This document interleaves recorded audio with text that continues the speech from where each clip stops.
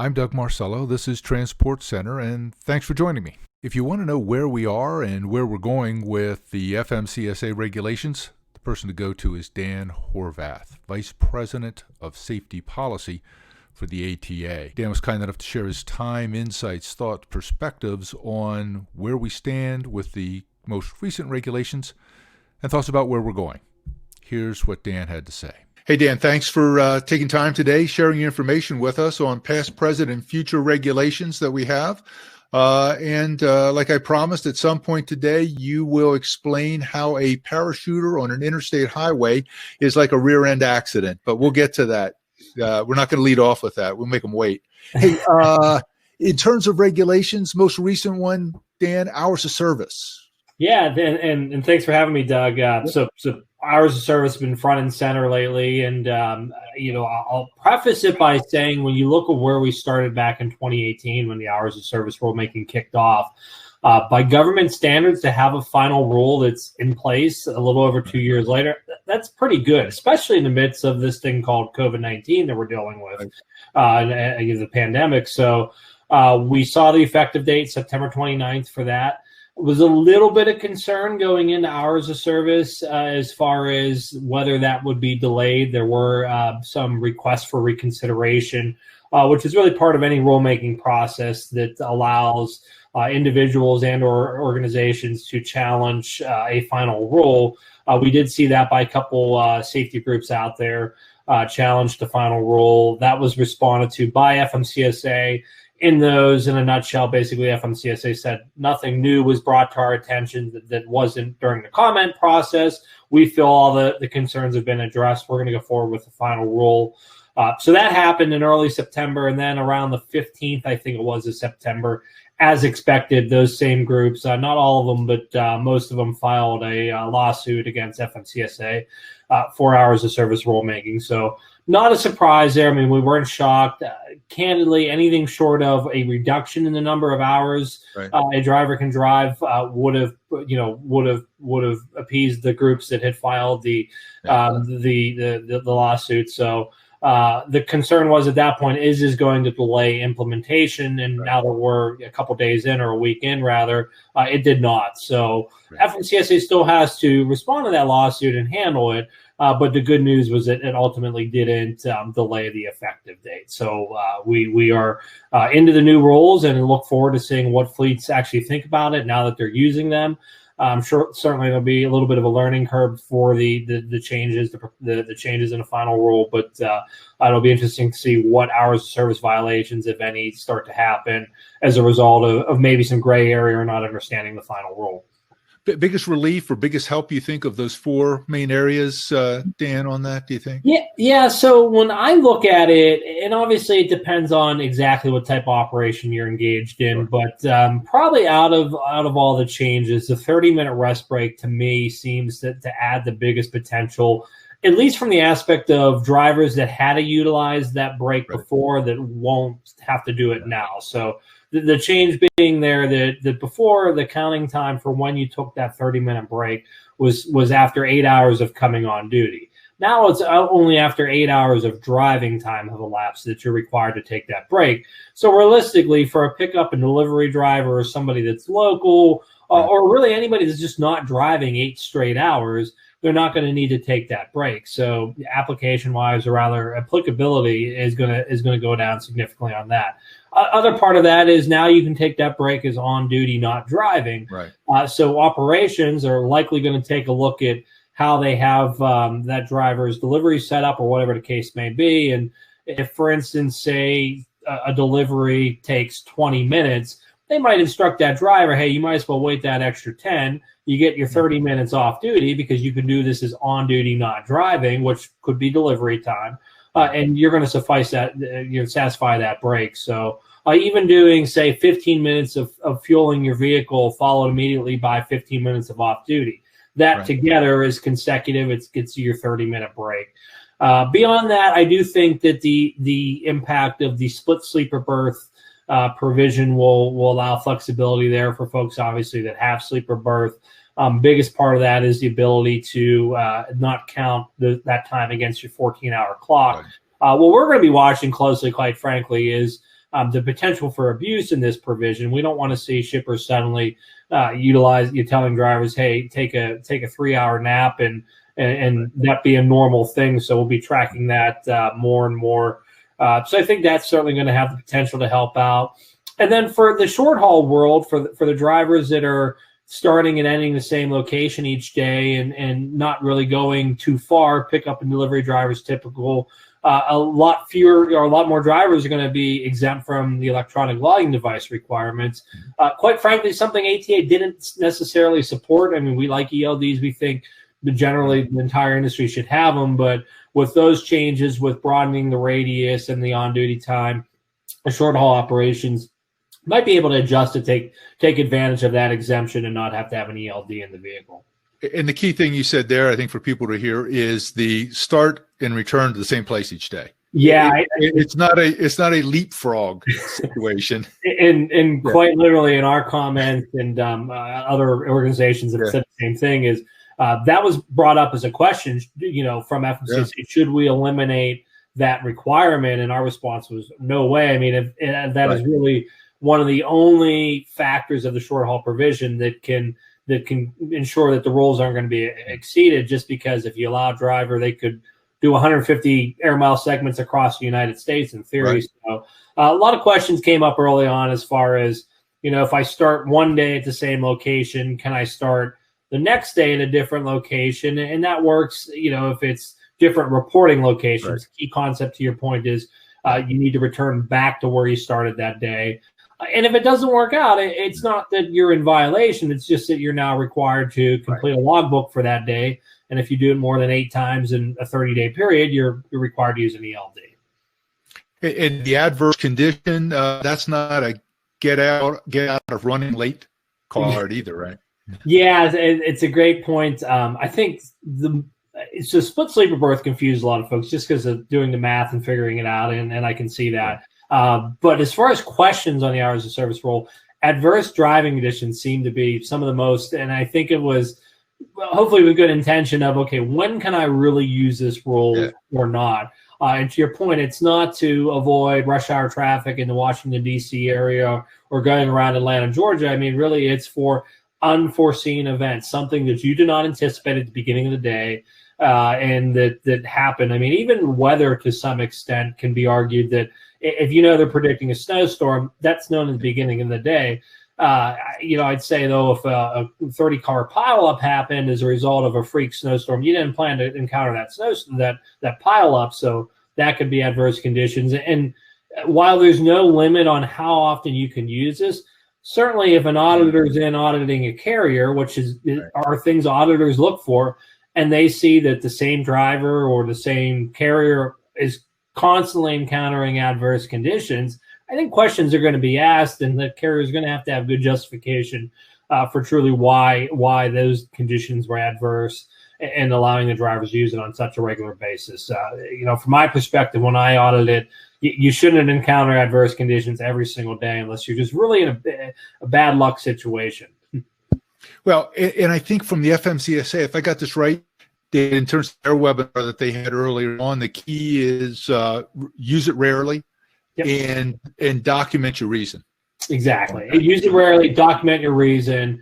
It shouldn't be, if you are encountering, say, even adverse conditions on a regular basis because of the same type of sporadic factor, maybe your routing needs to be adjusted so that you can add more time for them. I mean, certainly when auditors are looking at this, and even in roadside inspectors for that matter, if a route was planned that you would need to be doing 65 miles per hour moving average to hit your 11 hours of driving time, they're going to start asking questions because no flexibility was built into that schedule. So while that's not, an end-all be-all, that would automatically put you in violation, these are things to look at. And from my perspective, in a lot of cases, it's very easy to identify whether that condition was truly adverse or not. So we tell carriers, document it, even if it's an unforeseen weather event. Have the weather reports from that day or whatever you can to cover yourself. That way, if you are audited or even in the case of litigation arising, absolutely, that way you can cover yourselves and you can at least be able to justify why that driver used that exemption for that day. Dan, before we move off hours of service, there was the 60-day lead time on this one. Mhm. And my understanding, at least part of that was for ELD manufacturers. Yeah, so actually, it was published, I believe, like June 1st, around that. It was Right. 120 days. 120 days, right? Yeah, 120 days. That put us to September, Yeah. and that was, to your point exactly, for ELD vendors, manufacturers to do the program updates. And then the other big part was in training and enforcement. Roadside enforcement has to know how to effectively, handle these situations roadside. You have to train your drivers how to use it, back office staff. So that was a common question of, hey, why wasn't this effective immediately? And we actually anticipated about a 6 month to 1 year window of when those rules would have went into effect. I think the reason that it was a lot sooner than we had anticipated was these are changes that don't fundamentally alter the existing hours of service rules. For instance, we're not saying that you can drive more than 11 hours now, or you have to take rest breaks like the 2013 restart provisions we dealt with. These are really flexibilities within the rules that you don't have to take if you don't want to. For instance, 30-minute rest break. If a fleet still wants to say, hey, after 8 hours of on-duty time, you have to take 30-minute rest break, that's fine. As long as you're meeting the federal rules, you can go above and beyond, do whatever you want from that perspective. Shifting gears, why is a parachutist on an interstate like a rear-end accident, Dan? So I it's funny, every time I bring that up, I just picture people sitting at home Googling the story as I mentioned that. Obviously CSA crash preventability. This was something ATA was very happy to see come to fruition. We had the demonstration program out there for a couple years, and then the permanent program, which was announced recently, that allows you to challenge up to 10 different crash categories, of which the parachutist, being like a rear end collision, coming into the mix was used as an example. That specific one, and why I tell that story all the time. So one of the criteria in the crash preventability program, the 10th category, I believe, was rare or unusual crashes. Right. And I asked FMCSA, what's rare or unusual? I mean, I've known truck drivers that have struck a cow in the middle of the night. That's pretty rare or unusual. And the response was a parachutist lands on the highway and the driver unfortunately hits the individual. And I feel bad now that I chuckled at the time, but the response was, this actually happened, which led them to, and kudos to the agency for including that, having that category in there as the crash types. What they have made clear is that that's not meant to be a catch-all for all the other categories. So just because your crash type doesn't meet those 9 other categories doesn't mean throw it in that bucket. And even in the Federal Register notice, the agency said, hey, listen, we expect the number of crashes to be overturned in this category to be pretty rare. Right. They made that mention that they're not just going to use it as a catch-all. And I think they talked about airplanes landing on the highway, which I had the same reaction to, but you listen to Dave Nemo and there's about one a week.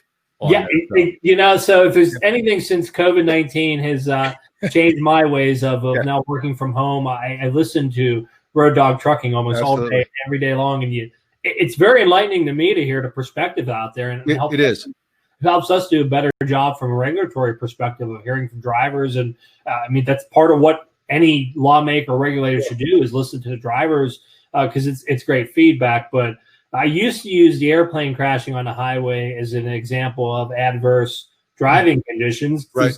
To me, you're not going to start your day and say, hey, I think an airplane's going to crash in front of me. Yeah. But certainly it could be falling into that category if it leads you to becoming involved in an accident, a crash you could likely challenge under the Preventability Program. And good news overall, this is something that industry's asked for a number of years, since the start of CSA. They don't want to see crashes on their profile that really were not that driver's fault. So this, although it doesn't remove them, it does indicate that they're non-preventable and allows that carrier to at least have some representation of how many crashes were truly not their fault. Key takeaways in filing the data queues on these, Dan? Yeah, so when we tell carriers this all the time, and this even comes from the perspective of having helped carriers actually physically do this before, don't throw it at the wall and see what sticks. Right. Just like data queues for maintenance violations or driver violations, only perform that action, first off, if you really truly feel that it was not your driver's fault. Specific to the crash preventability program, make sure it meets one of those 10 criteria. I've gotten a couple of these already this year where folks reach out and say, Dan, it meets one of the 9 or 10 criteria, but it was overturned. Why so? And I dig into the details and find out that the driver and or vehicle had an out-of-service violation to begin with. And while, yes, that crash still may not have actually been your driver's fault, say in a rear end crash sitting at a traffic light, that doesn't mean because that driver had an out-of-service violation, the adage has always been, well, that driver should have never been there in the first place. Right. And I know, Doug, I'm sure you've experienced this with litigation over the years of having that come in place, which is why I always said, make sure your driver's credentials were in order, the vehicle was in order, and honestly, we're talking out-of-service violations that weren't a result of that crash. Right. Certainly, if there's damage to the CMV as a result of the crash, they're not going to ding you on that because of that. We're talking about pre-existing out-of-service conditions. Gotcha. Proposed rule on hair testing. Yeah, this is kind of a pain in our side here currently at ATA that we're dealing with. The quick and easy is, for a number of years, we've advocated at ATA for hair testing as an alternative to urinalysis. So currently in the DOT testing world, urinalysis is the only specimen that's recognized. Soon we'll have oral fluids, hopefully, but urinalysis as of this point. We feel that hair testing, because of its longer detection window, less of an inability to cheat during actual testing itself, we feel that it should be a viable specimen. We don't want to force it as far as a mandate goes and tell carriers they have to use it, but we want it to be an option. And we have a number of motor carriers currently as part of our membership that do hair testing. The problem is they have to do dual testing now. So they have to do the hair test and then the urinalysis for DOT purposes. And if that hair test is positive, other than maybe not hire the driver or terminate the driver, there's not a whole lot they can do from a reporting standpoint. So we have the clearinghouse, which is our central repository for all of these. We would love to be able to report hair tests. Can't do it now because it's not a DOT test. So in order for DOT to do that, they have to adopt it as a rule. They can't do that until Department of Health and Human Services releases guidelines. They're the ones that manage guidelines for testing.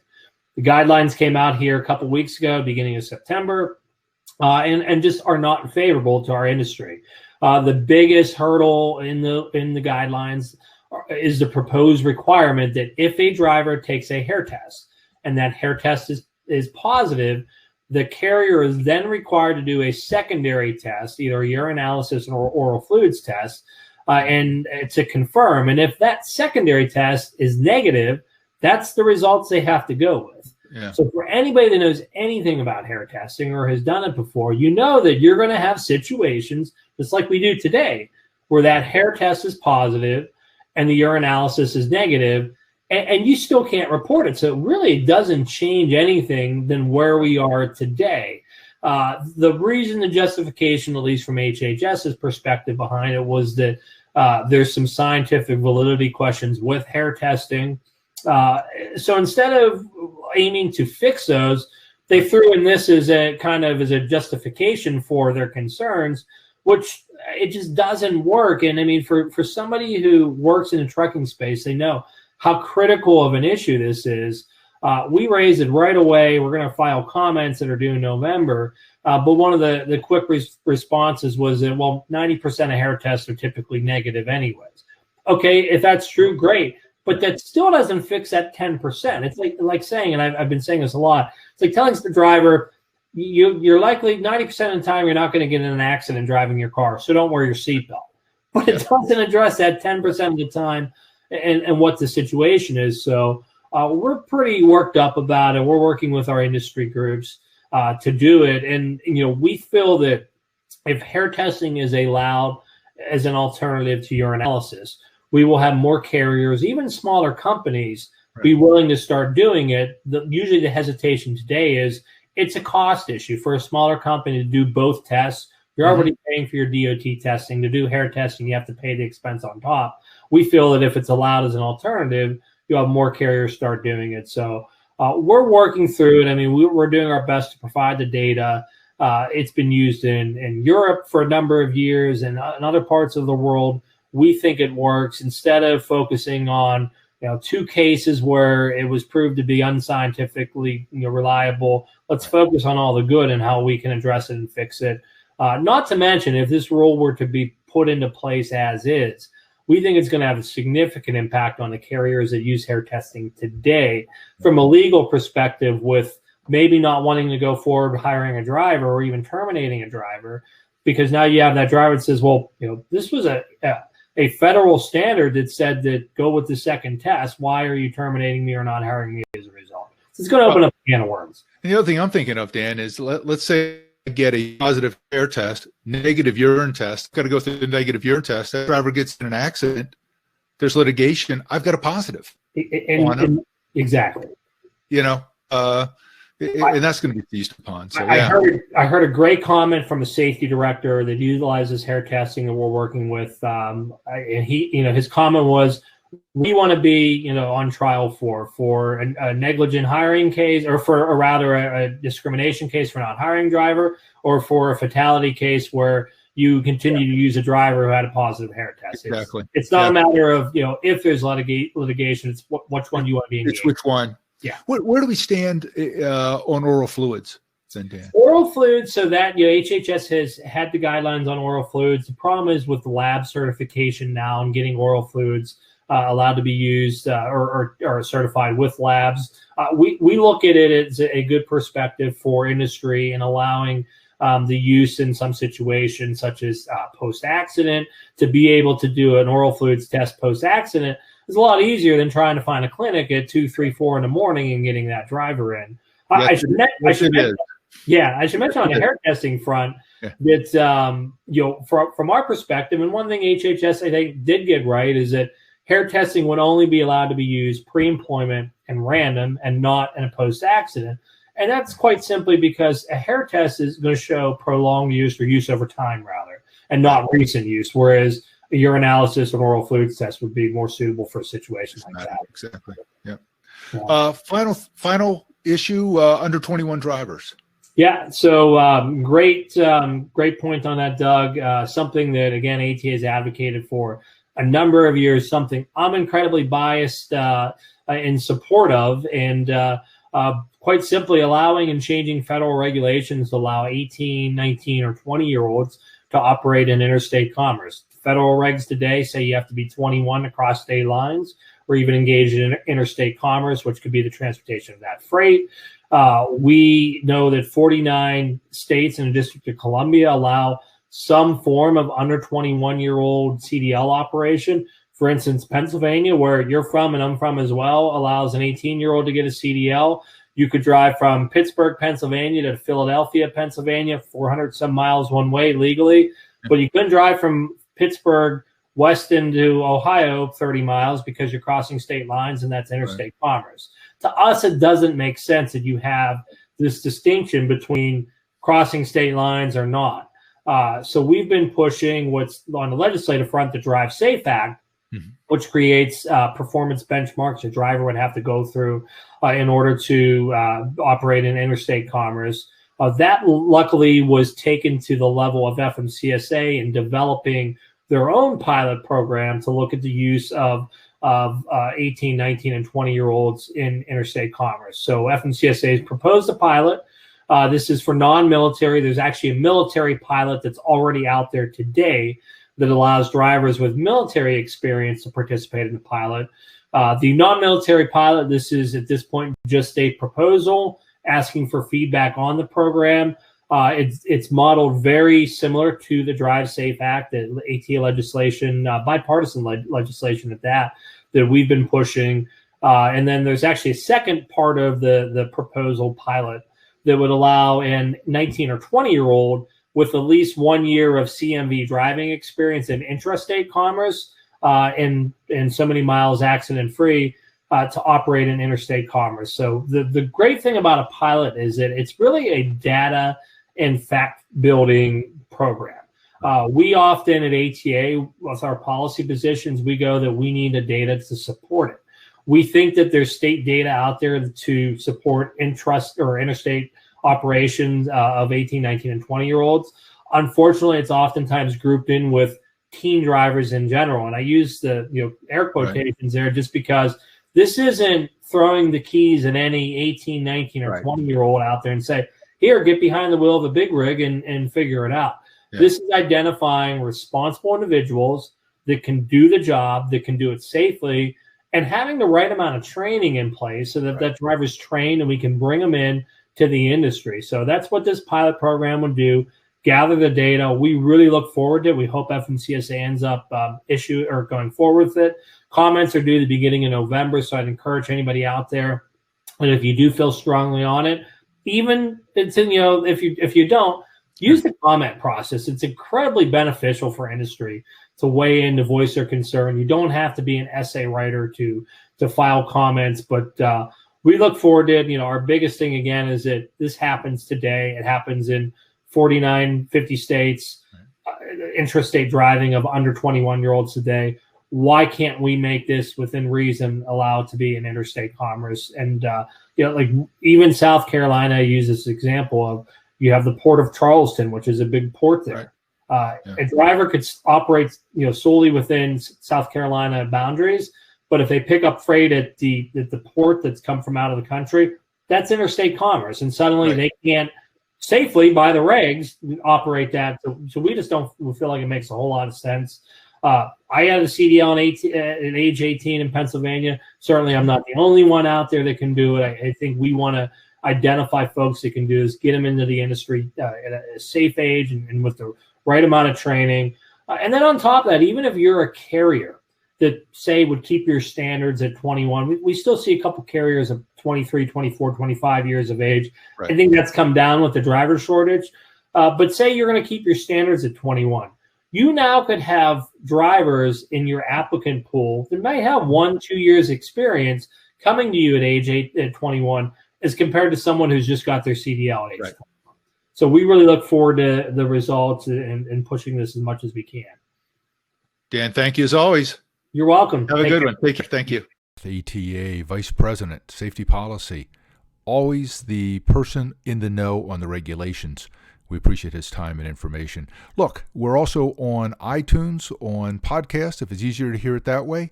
And if you want to stay up to date with our newsletter, shoot me an email, dmarcello@cdl-law.com. Thanks for joining us.